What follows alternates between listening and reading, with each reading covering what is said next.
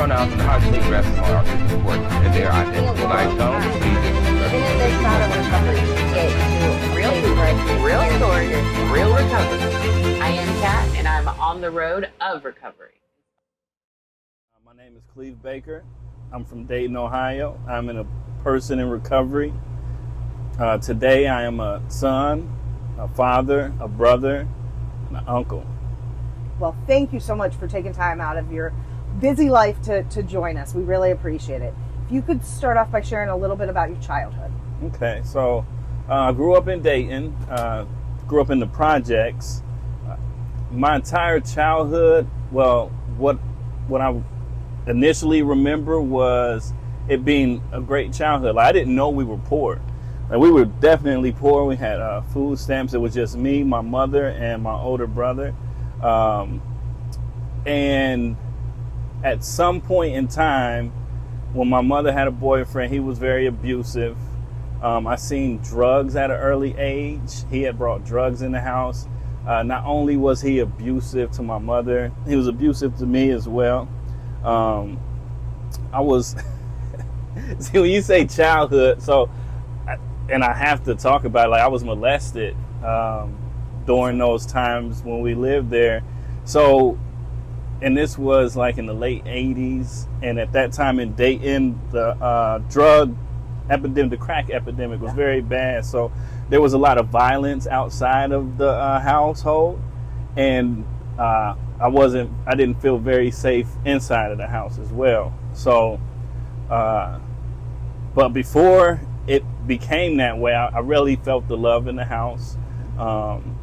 We were really close with just me, my mother, and my brother. And then my mother met my stepfather, and we eventually moved out of Dayton, the projects, into the suburbs. And that was a culture shock coming from living on the west side of Dayton to one of the suburbs. And I was just being amongst peers, trying to fit in, trying to find my way. I was like a class clown. And I never knew of any difference between the other kids, but they eventually, some of them made it known that I was different from them.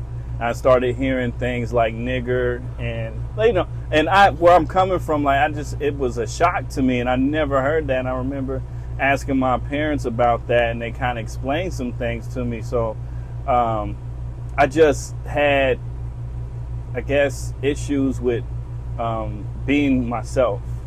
You know, at that point in time, I didn't want to be who I was, because it was made known that I was different, or that me being different was being less than the other kids. So that was definitely the hallmarks of my early childhood. Yeah, and traumatizing as a well. little bit. Yeah. So living in the suburbs, at what point did you start experimenting with alcohol and drugs? So around the age of, I want to say 6 or 7, this was back before we were living in the suburbs. My mother had like a New Year's Eve party and a bunch of friends over, and she allowed me and my older brother to drink. And she had told us it was something in the refrigerator. She said, it looks like Kool-Aid, but don't drink it like Kool-Aid. And I drank it like it was Kool-Aid, and I got very sick. But I enjoyed the feeling. Before I threw up all over my mother's friend, I enjoyed the feeling that I had from that. And by the time we did end up moving to the suburbs, my parents kept like a liquor cabinet. Mm-hmm. It was in the dishwasher. Me and my brother were the dishwashers, so the dishwashing machine had all of the alcohol. And I would just get little bits here and there, mix it with stuff, and just drink by myself. And this was when I was like 9 or 10 years old. Wow. That I was doing that. Yeah. I just liked the feeling. Mm-hmm. And my parents seemed to have an endless supply, because they didn't drink that often. Mm-hmm. So the things they did have was for like holidays, when family would come over. My dad would make these Long Island iced teas. Yeah. It takes a lot of different liquors. Yeah, so that's what I had in my dishwasher for many years. And I would just like, even when my older cousin would come over, me, my brother, and him, we may sneak in there and get something to drink, but that was my thing. I drank at a very early age. And it's like, sometimes you think back on things and you look and it's like you didn't even realize that this had started. And that's definitely where it started for me. And I don't, other than to chase the feeling that I had, and we also moved around a lot. So there's a number of suburban communities around here, and we lived in almost all of them. And I think by the time I was in middle school, I would go to Kroger's after school and I would steal Wild Irish Rose bottles. And like, I was always a new kid somewhere. And like, we only stayed in one spot for maybe 5 years or such. And I had a bunch of friends there. So when we moved, I was angry and I wasn't really in the mood to try to make new friends. But after school, I would go to Kroger's and I would steal a pint or a liter of Wild Irish Rose. And I would drink that by myself. How often? This was almost every day. Wow. I was probably 14 or 15 at the time. I'd started smoking cigarettes, trying to fit in. Mm-hmm. I had created this persona of this tough guy because I could do that. I was from somewhere else. Nobody knew me. Mm-hmm. So I put on this mask like I was some kind of, tough kid mm-hmm. or a thug. And almost every day after school, because neither one of my parents were home from work, I would go over to the Kroger's. It wasn't far away from where we lived at. And I would get like a pint of Wild Irish Rose and drink that. Wow. Yeah. Did anybody ever, like school or parents or friends, like smell the alcohol and like question, or were you pretty good at keeping it hidden? So by the time like my parents got home or I had interactions with them was later on that night, because I came home from school, I would drink the bottle at home and then I would leave the house before they got home from work.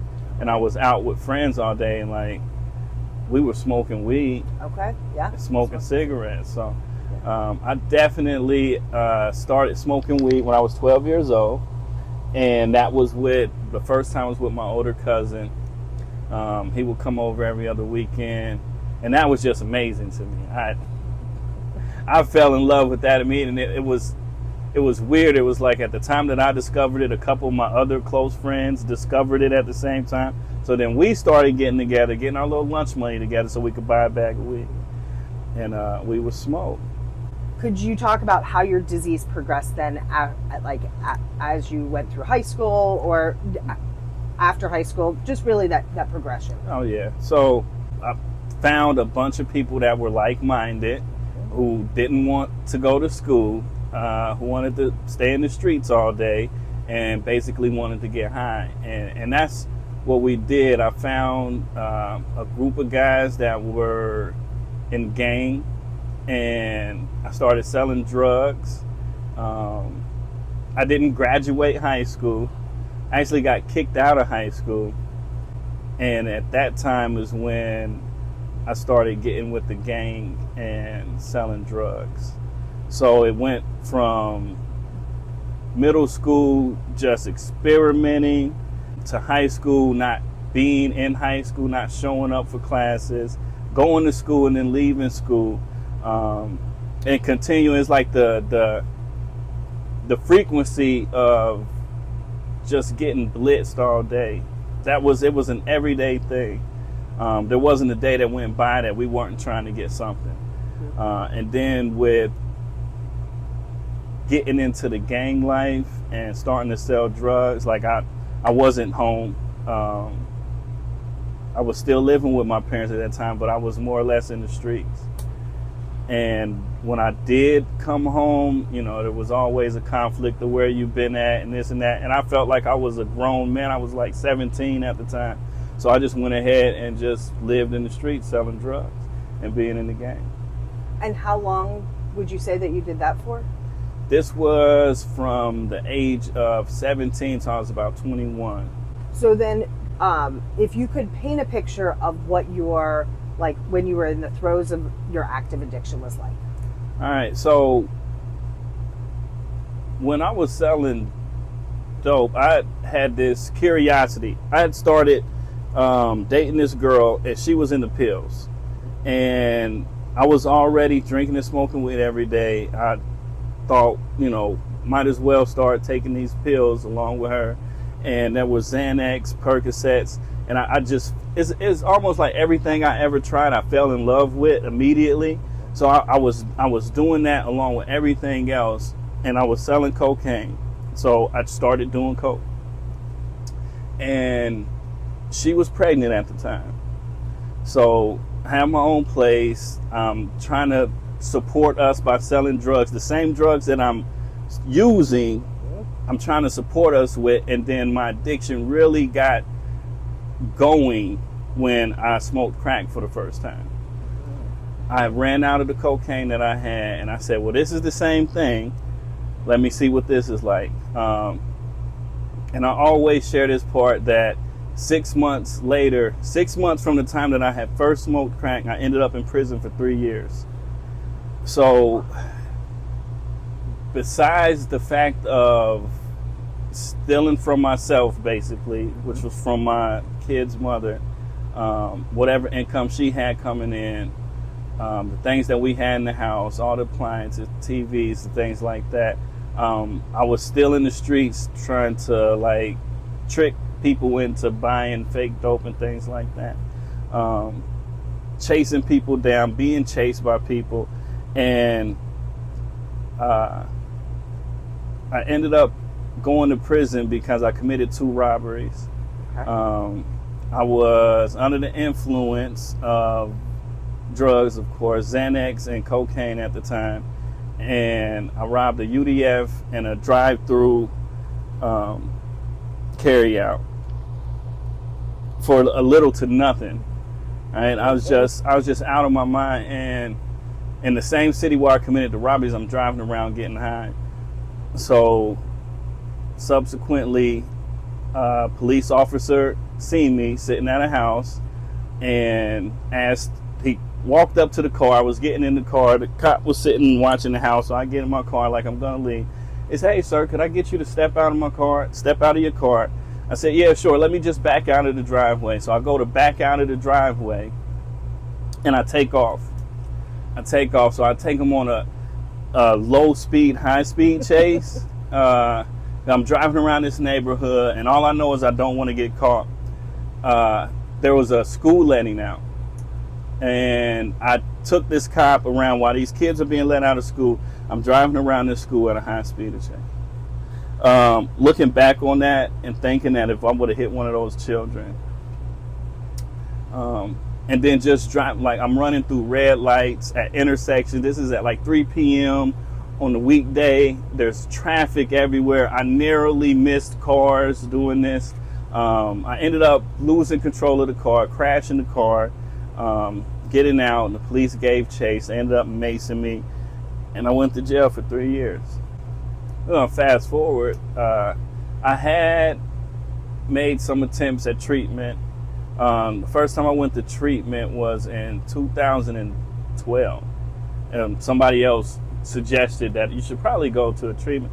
Never been to treatment, and the only reason I agreed to it was because she was a place to stay at the time, and little did I know, she was not letting me come back to live with her. But I ended up going to treatment. 28 days there. I was the model client, just like every other treatment program I was in. And I got out and stayed with my parents for a little bit and went back to doing the same thing. And I would repeat this cycle of finding a way into treatment, finding a way into somebody's house, somebody that would let me stay with them. Usually it was a woman, and go to treatment, promise I'd change just to go back to doing the same thing. So I spent a lot of time in the streets, abandoned houses, trap houses, county jails. And the last time I went to treatment, well, before the last time I went to treatment, and I started in a 12-step program, had a sponsor and everything like that. I was in sober living at the time.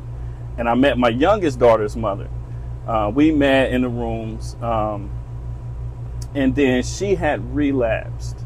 And I had about 9 months clean at the time. But I didn't know she was using.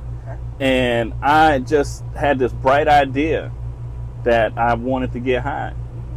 So I ended up getting high. And for about 8 months, my disease dragged me through the streets of Dayton. She was pregnant with our son at this time, Isaiah. Isaiah was born. I was in treatment. This is the second to last stay in treatment. I was in treatment. He was born early. Now, while she was pregnant with Isaiah, we used all the time, crack and heroin. At this time, I started using intravenously. And he was born early, and he was born addicted to heroin and crack. So while I was in treatment, I would go and see him. And I have twin daughters too. They were born early. And so I didn't think anything about him being born early was gonna, be any different. So I'm thinking about, when he gets older, how I'm gonna get him into sports, all these things of just wanting to be a father. But there was complications, and he had a brain bleed, and this was due to the substances that was in his body. And I went to go back to the hospital, and then at that time the supervisor was saying, well, you've been to the hospital enough times, either you're going to stay in treatment or you're going to leave. So I made the decision to leave. And in the NICU, when they don't think your child's going to make it, they ask you, do you want to hold your child while they take them off of the life support? She couldn't do it, so I did. And that was one of the hardest things that I've been through in my life. And I would love to say that at that moment, after that, I went out and I got clean and I stayed clean. But in that moment in time, the thing that was going through my head was I wanted this to hurry up so I could get high. Even though I told the counselors I wasn't going to use when I left, when I was in that situation at that moment, the only thing that I knew that would help me not feel was to get high. So immediately after, I went and got high. That was in June of 2016. I went back to treatment in October, and that was the last treatment center I've been in. It was the last white key tag I've ever got, and I've been clean ever since. Wow. What a path to get there. And you say about, you're holding your son and thinking about getting high. And at that time, the emotions that you were feeling, sadness, fear, all of those emotions, really, we don't have a lot of other coping skills when we're in active addiction and whatnot. So to outside people, a lot of times it doesn't seem like a logical step. But when you're, in early stages of recovery and haven't developed a whole lot of coping skills, it's the one that will work to take you out of what you're feeling. Yeah. And instead of walking through it, which is what I'm sure you do today, of walk through those feelings, but you got to learn how to do it. So you make it into treatment October, and if you could talk about that first 6 months, what did you do to build that foundation? Oh man, I was so happy to be back in treatment, and it wasn't really okay. So the treatment was giving me that time away from the streets, time away from getting high, all the people I was getting high with, and I just couldn't wait to get back to the rooms of recovery. Like the 12-step fellowship, that's what I hang my hat on. And my first 6 months was making me. I probably made a meeting every single day. I could count, after 3 years, I could count on one hand how many times I missed a meeting. Wow. I got into service work. I got into sponsorship. I I did step work. I started getting. I went back to my old place of employment that they fired me so many times because I would just stop showing up to work whenever my addiction took off. So I got back with them, and he was the manager there was just so trusting, and he just said, "I see something different in you this time." And I worked there. I worked there for probably 2 years after that. But the first 6 months was doing the IOP at the treatment center. I was in recovery housing with the treatment center. I was actually one of the first clients in their housing program when they started that. I made them put some new rules in and some cameras into place, but my first 6 months was definitely zeroed in on recovery. So today, what do you do for your recovery to be able to maintain it on a daily, weekly basis? Like what's your routine now? Well, before this internship started with school, because now I do a 40-hour internship. I'm in college. I do a 40-hour internship, and I work 40 hours for my 9-to-5 job. So there's Sunday is the only day I have off right now. But I stay in contact with the fellowship. I'm of service to that fellowship. I stay in contact with with people who are clean, my network, my sponsor I talk to. When I can get to a meeting, we talk long after that. A lot of things outside of just making meetings. So it's the relationships that I have with people. It's the relationships with my family that are probably the catalyst for keeping me on the path. My relationship with my mother, of course, with my kids, even their mothers, like we're all like in the beginning, their mothers weren't like just as friendly as they are now, but it's all working together. We co-parent. So I've heard people say like, my life isn't just the meetings or the rooms, or my life ain't recovery, but everything that I have in my life is of a result of recovery. So to me, that is recovery. The things that I do outside of the rooms, even school, the internship, this right here, yes. It's all benefit to my lifestyle, which is recovery. Beautiful.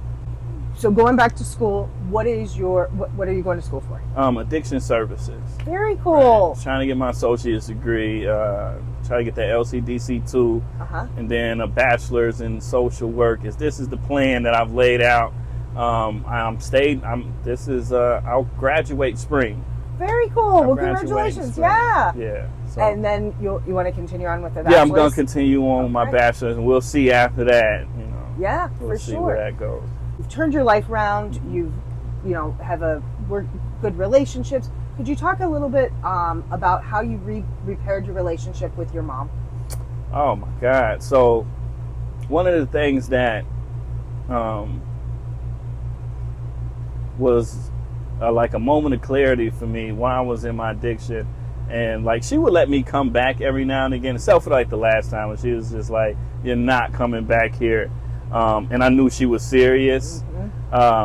But there was a time I was staying with her, and she had found a syringe, and she called me a junkie. And I know how much that hurt her to say that. And I know she wasn't like being mean-spirited toward me. She was trying to use it as like motivation. But I know how much that hurt her, and I know how much I continue to hurt her. So when I finally like had a solid foundation, and I celebrated my 3 years, I asked her to come to see me get presented with, and I had dedicated that 3rd year to my mother. All the visits through prison, like she's always been there.